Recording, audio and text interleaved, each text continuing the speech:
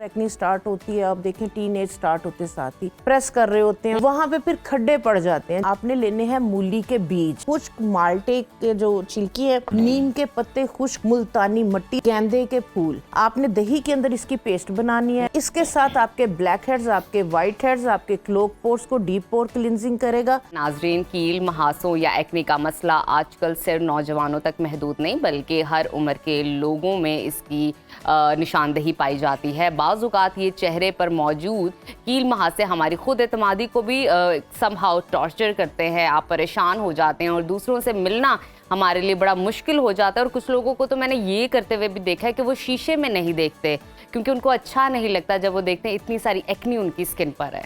और दूसरी तरफ हम देखते हैं कि इलाज के नाम पर मार्केट में ऐसी नाम नहाद महंगी करीमें अद्वियात मौजूद हैं जो एक्नी का इलाज करने की बजाय इस बीमारी को मजीद बढ़ाने और परेशानी में इजाफे का बाइस बनती हैं। एक्नी या कील महासों की इकसाम, वजूहात और उसके आसान से हर्बल इलाज पर बात करने के लिए हमारे साथ मौजूद है मारूफ हर्बलिस्ट नैयर आपा। नैयर आपा, वेलकम टू सुनो पाकिस्तान। हाँ, शुक्रिया बहुत। आपा, हमें ये बताएं कि एक्नी की बुनियादी वजूहात क्या हैं? क्या ये सिर्फ हमारी जिल्द का, स्किन का मसला है या फिर हमारे अंदर जो मसाइल हैं, जो प्रॉब्लम है, ये उसकी भी इंडिकेशन कर रहे होते हैं? बिल्कुल, कोई भी इशू प्रॉब्लम हो रही हो, आप देखें कि बुखार होता है तो स्किन चेहरे से पता चल रहा होता है कि ना बिल्कुल चेहरा उतरा हुआ है, लोग कहते हैं। तो इसी तरह से अगर एक्नी वगैरह जो है वो स्टार्ट हो रही है तो इट्स मीन के या डाइजेस्टिव सिस्टम आपका, या कॉन्स्टिपेशन, या हार्मोनल चेंजिंग्स, कुछ ना कुछ मसला इशू है, या आप सही तरह से अपनी स्किन को ट्रीट नहीं कर रहे, कोई प्रोडक्ट आप इस तरह की यूज़ कर रहे हैं या कोई मेडिसिन आप इस तरह की ले रहे हैं। और मोस्टली जो है ये जो एक्नी है, जो एक प्रॉपर एक्नी स्टार्ट होती है, आप देखें टीन एज स्टार्ट होते साथ ही, चाहे उसमें लड़कियां हैं चाहे लड़के हैं, ठीक है। तो टीन एज 11-12 साल से जो है वो स्टार्ट होके 19 तक जो है ना, ये बहुत स्वेयर भी हो जाती है अगर इसको प्रॉपर जो है वो आप ट्रीट ना करें। इसकी थोड़ी सी जो है वो आप अपनी स्किन की उस हिसाब से जो है वो केयर ना करें। जो इश्यूज, जिस इशू की वजह से, असल चीज रूट कॉज है, तो आपका जो रूट कॉज है आप उसको फौरी तौर पे जो है वो। मैंने ये देखा है कि एक्नी ना हर किसी के फेस पे डिफरेंट तरीके से रहनुमा होती है। बहुत सारे लोगों की बहुत नॉर्मल एक्नी होती है बट नॉर्मल होती है, वो उस तरह का गैप क्रिएट नहीं करती स्किन के अंदर। बहुत सारे लोगों की इस तरह की एक्ने है कि वो प्रॉपर गैप और एक वो जो रिफ्लेक्शन क्रिएट हो रहा होता है उनके चीक के एरिया पर। बिल्कुल, किस तरह हम डिफरेंशिएट कर सकते हैं कि ये एक्नी कौन सी और कितनी इकसाम है इसकी? हाँ जी, बिल्कुल। देखिए, माइल्ड टू स्वेयर, ठीक है। माइल्ड जो स्टार्ट होता है, जो एक्नी का स्टार्ट है, अगर आपको ब्लैक हेड्स, व्हाइट हेड्स बहुत ज्यादा बनने शुरू हो गए हैं, आपकी ऑयली स्किन है बहुत ज्यादा, आप उसको फौरी तौर पे जो है वो ट्रीट नहीं कर रहे, ठीक है।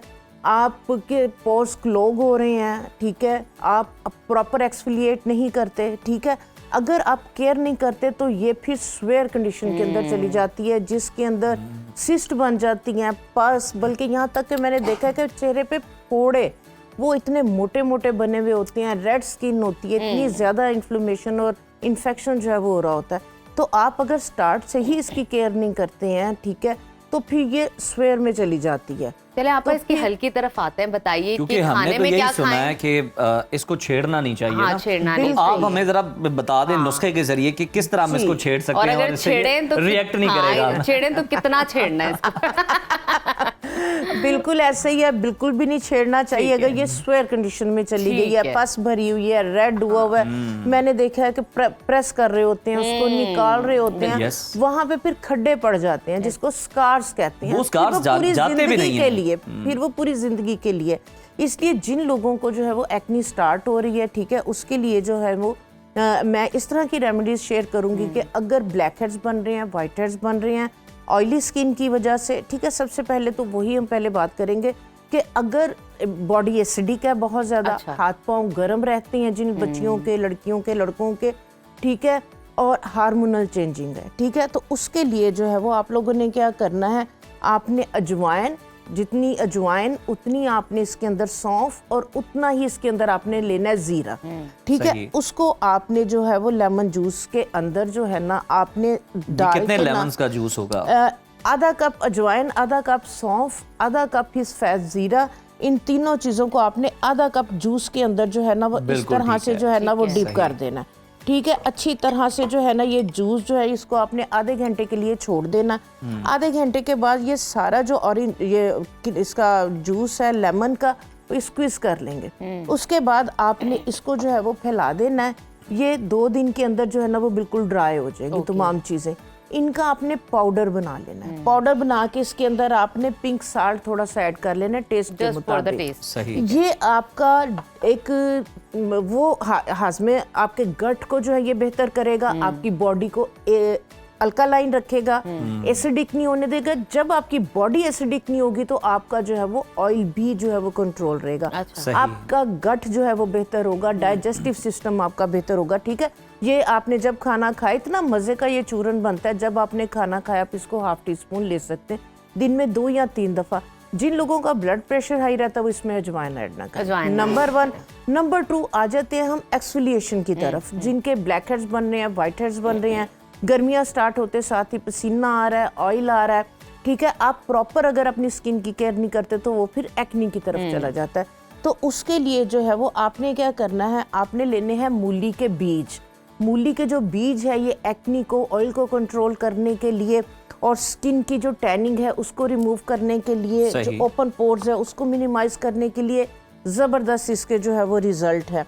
आधा सब ये चीज़ें बराबर क्वांटिटी के अंदर लेनी है। कुछ माल्टे के जो छिलकी है उसका हमने पाउडर ले लेना है। नीम के पत्ते खुश्क करके इसका हमने पाउडर ले लेना है। मुल्तानी मिट्टी इसके अंदर हमने जो है वो ले लेनी है। और गेंदे के फूल खुश्क करके, गेंदे के फूलों की ये क्वालिटी आजकल मैंने देखा है क्यारियों में भरे हुए हैं। मुझे लाना याद नहीं रहा, मुझे था कि मैं सुबह लेके जाऊंगी। तो गेंदे के फ्रेश फूल अगर लगे हुए ना, जिन लोगों की सिस्टिक एक्नी है, सिस्ट बन गई हुई है, आप अगर डेली बेसिस पे गेंदे के फूलों की पंखड़ियों को हाथ के ऊपर डालें, उनको मसल के जरा सी ग्लिसरीन डाल के आप उसकी जो जेल सी है ना वो अपनी सिस्टिक एक्नी के ऊपर डेली बेसिस पे लगाना शुरू कर दे। जिन ब्लैक हेड्स वगैरह का मुंह नहीं बन रहा वो उसको जो है वो मुंह बन के बाहर निकाल देगी। तो आपने इन सब का जो पाउडर है बराबर क्वांटिटी के अंदर लेना है और ये आप जो है वो एक जार में डाल के रख लें। आपने क्या करना है, इसको 1 दिन छोड़ के 1 दिन, ठीक है, आपने दही के अंदर इसकी पेस्ट बनानी है। रात में फेस को वॉश कर लिया, इसकी पेस्ट बना के अपने पूरे फेस के ऊपर आधे घंटे के लिए छोड़ दें। आधे घंटे के बाद आपने इसको थोड़ा सा वेट करना है, गीला करना है, हल्के हल्के हाथों से मसाज करते हुए वॉश कर देना, ठीक है। इसके साथ आपके ब्लैक हेड्स, आपके व्हाइट हेड्स, आपके क्लोक पोर्स को डीप पोर क्लींजिंग करेगा और आपकी टैनिंग को जो है ये रिमूव करेगा। जिनकी स्वेयर एक्नी है वो लोग बिल्कुल भी इस तरह की रेमेडीज को यूज ना करें, डॉक्टर के पास जाएं, पहले ट्रीटमेंट ले लें और जरा कंट्रोल हो जाए तो फिर इस तरह की रेमेडीज। ऑयल को कंट्रोल करने के लिए, इन्फ्लेमेशन वगैरह है तो उसके लिए वो क्या करें कि रोज वाटर लें। रोज वाटर के अंदर 1 बड़ी चुटकी के बराबर फटकड़ी और 1 बड़ी चुटकी जो है वो नौशादर की, बस ये चीजें डाल के रोज वाटर के अंदर एक टोनर जो है वो बना के रख लें। जब फेस को वॉश करें वो उसको फेस के ऊपर स्प्रे करें। अगर ऑफिस वगैरह या कॉलेज जा रही हैं पढ़ने वाली बच्चियां तो वो क्या करें, जो ड्राई वाइप्स होती हैं ये वाला जो टोनर बनाया हुआ है उन वाइप्स पे डाल के उसको किसी पॉलीथीन के बैग के अंदर डाल के उसको बैग में रख लें, ठीक है। तो उसके साथ जो है वो चेहरे को वाइप ऑफ करें। वो एंटीसेप्टिक प्रॉपर्टीज हैं उसकी, तो उससे ये होगा कि जो बैक्टीरिया है सीबम की वजह से, ऑयल की वजह से, डस्ट की वजह से आपकी स्किन के ऊपर बैठा हुआ है तो वो रिमूव हो जाएगा।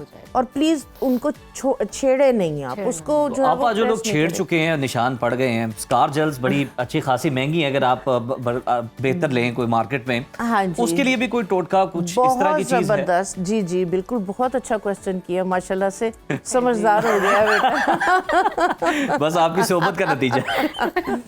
उसके लिए जो है वो आप क्या करें, एक जेल बना के रख लें। आपने क्या करना है, आपने एलोवेरा लेना है और आपने नीम के पत्ते थोड़े से बॉईल करके उसका जो है वो पानी निकाल लेना है। एलोवेरा जेल के अंदर आपने नीम का पानी डालना है, आपने 1 चुटकी उसके अंदर हल्दी की डालनी है, 1 चुटकी नौशादर की डालनी है। जो नौशादर है, नौशादर की जो प्रॉपर्टीज, क्वालिटीज है, वो जितने मर्जी जो है वो दाग धब्बे हैं उसको रिमूव करने के लिए कमाल के रिजल्ट हैं। और हल्दी भी आपको पता है कि हीलिंग प्रॉपर्टीज हैं।